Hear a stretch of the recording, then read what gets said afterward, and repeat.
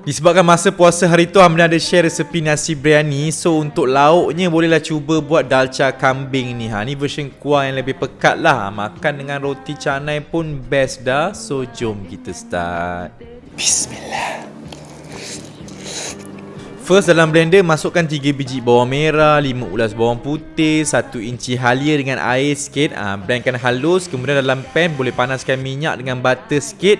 And then boleh masukkan rempah 3 sekawan dengan daun kari sikit. Ni korang kena hati-hatilah sebab dia akan letup-letup macam tu.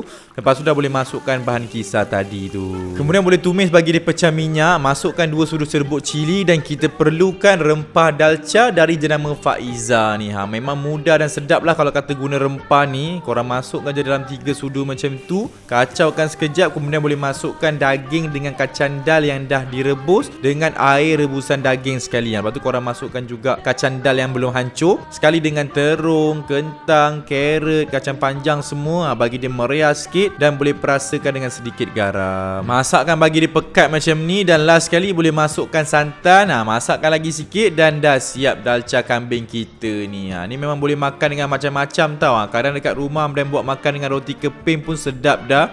So selamat mencuba.